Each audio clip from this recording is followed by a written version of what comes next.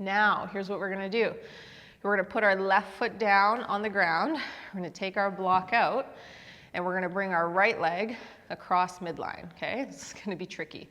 Keeping it across midline, you're gonna spin your hip inwards again. It's not gonna go as far, be forewarned, but you're gonna spin it inward, as far as you can. And then you're gonna see how far you can bring your femur up towards you, trying to keep it spun inwards. So you're trying to keep your foot out and your thigh in as you bring your femur up towards you, and then start tracing your hip to the outside. Now, if you have pinching, let's say I get pinching in here, I would just detour around any pinchy territories, okay?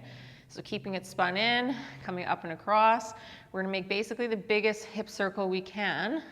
Keep it spun in, keep it spun in, keep it spun in, keep it spun in. Reach your leg to the outside. You might even be able to graze the floor with your foot, and then you're gonna come around, and as you come around, you're gonna let your femur drop. Keep it spiraled in as much as you can, no weight on the floor. Come across midline again, you're gonna find your other thigh. You're gonna keep it across midline as long as you can. You're gonna bring it all the way up. Keep it spiraled in. Leg's gonna drop to the outside. If you can find the floor, amazing. But again, let your femur drop in. Keep it spun in, keep it spun in. So I'm trying to keep that femur rotated inwards as far as I can as I make the biggest circle that my hip and the floor will allow, coming in that direction. Now, as we come back to our start point here, we're gonna throw it in reverse. So you're gonna bring your femur back out, keeping it spiraled in. Trace the biggest circle you can in your hip. So I want you to think about trying to scour your hip joint as you keep your femur internally rotated. And we're gonna drop it down. We're gonna bring it back out, bring it back up. This is hard work. Come back across midline. Always, again, detour around any painful or pinch points. Please keep that in mind.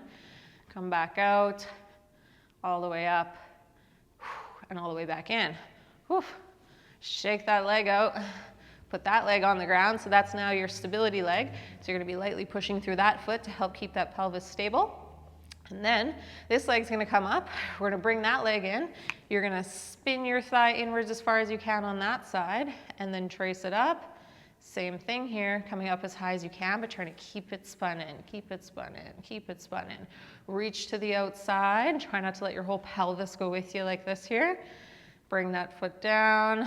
Now again, as you come in, see if you can drop that leg in, okay, but without letting your foot fully rest on the ground. So foot's just kind of grazing the floor here. Leg's gonna come in. You're gonna come all the way up, but keep it spiraled in, keep it spiraled in. You're never trying to let yourself lose internal rotation. As you scour every inch of your hip, again, the floor will accommodate you here. You're gonna try to maintain as much internal rotation as you can the whole time. So you're always fighting for more as you kind of scour the outer limits of your hip joint in this position. Then when you come back to midline here, we're gonna throw it in reverse, going back to the outside, coming all the way up. Knee towards your chest, but keep spinning, keep spinning, keep spinning. Come back in. These classes might be short, but I'm gonna make them as effective as I possibly can, which means you are gonna do some honest work in these short classes. We're still gonna try and drive some adaptation, right?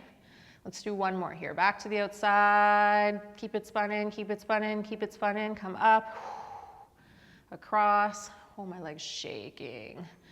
And back down.